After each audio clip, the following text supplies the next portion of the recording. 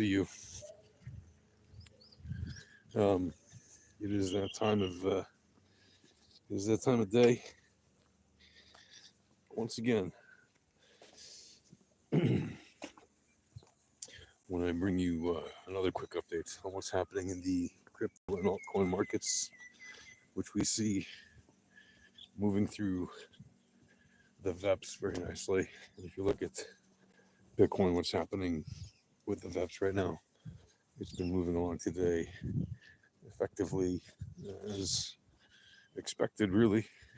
We see these probabilities with the distributions of the mean reversions. It's happening normally.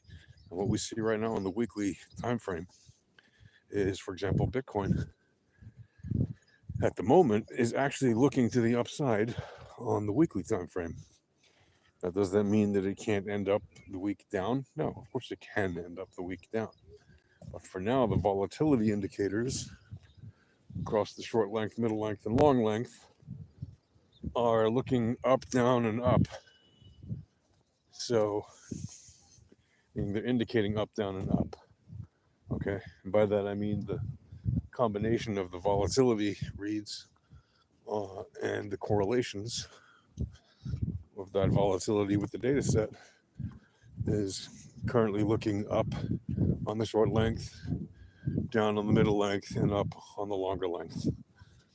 Okay, and if you look at the daily, it's actually looking to the downside. If you look across the lengths, okay, it's mostly flat or to the downside. Okay, it's like up, flat, and down, but really flat, and down, right? And that's not a surprise. And we could easily see a little bit of a bottoming out and start to see the assets move back up.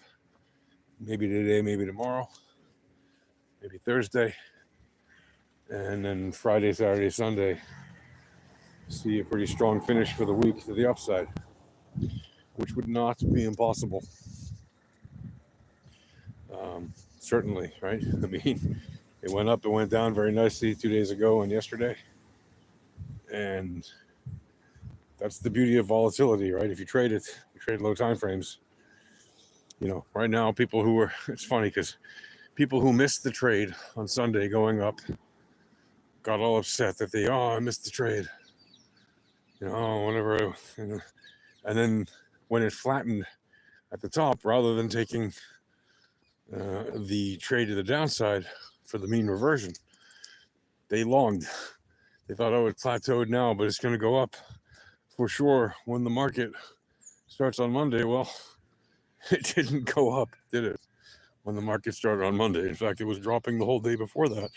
And people figured, I'm just going to wait till the traditional markets open and then long position. And what happened is a lot of folks did that. And they longed at traditional market open and got wrecked. And the price just kept dumping and dumping. And you can see it in the liquidation charts, right? Yesterday, over the past 24 hours, right? Even over the past 12 hours, 15 hours, whatever. You can see in the liquidation charts, people got wrecked because they thought that it had mean reverted enough. And rather than trade low time frames, they tried to swing trade this really volatile asset class, which we constantly tell people not to do because it is very volatile and you are most likely going to get wrecked if you do that. And that's exactly what happened. Right? So right now, the weekly time frame, again, on Bitcoin specifically, is looking to the upside. It doesn't mean it can't shift around on lower time frames and eventually cause the week to end down. It can. But for now, it's still looking good to the upside. But on the daily time frame, it is actually looking to the downside for now. Which again, if you look at lower time frames, that's where you'll notice changes. And there are changes, right? If you look at like the 4 hour, it's different. It's not indicating so much to the downside. In fact, it's indicating, to the upside effectively for now.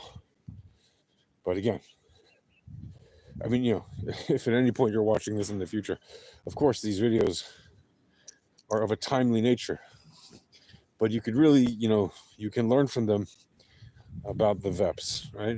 Why do I make these videos without showing you charts? Well, again, you can go get a free chart with the VEPs information on it, or at least the VPS information. What is the VPS? The volatility, probability, and statistics. And the VEPs is volatility, entropy, probability, and statistics. We don't give out our entropy indicator for free because it's incredibly powerful. In fact, all of our entropy indicators are incredibly powerful. And we don't really see any reason to give that out for free because you don't need to. You don't need to learn entropy first. You need to first learn volatility, right? Why? Well, because that is the basis of trading the VEPs. It's literally the first initial in the acronym for a reason. Yes, it's an acronym we concocted. I like to make acronyms, and my fellow alpha trading co-founders like to create cool things related to trading. So we made that acronym, among other things. But the point of it is, right, that by learning volatility, probability, and statistics for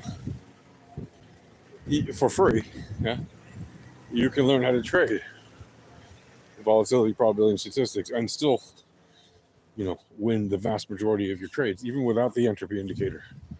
The entropy indicator is just incredibly powerful as a complement, and kind of fills out the whole set of tools that you need to trade the VEPs. But it is entirely possible to trade just the VPS. In fact, we did trade just the VPS for a while, right? Before we had good entropy indicators. And we did have another set of tools for that before that, but they really aren't quite as good as our entropy indicator. They are good, but they're not quite as good. Our entropy indicator is really leagues beyond what it already exists. Why? Because it's combined into one tool, first of all. Shows you all the information you need to use, and has a much better interface that's easier to read and easier to take action on. It also happens to have better math overall in terms of like the accuracy. Okay, now the other method is accurate enough to use, but the tools that we have, which we've created for entropy, they have laser pinpoint accuracy that is just far and away better. Anyway, that is the quick update for you. If you want to learn all this stuff for free, just go to alphatradinghq.com/discord. Again, alphatradinghq.com/discord. All right, I'll talk to you later. Bye.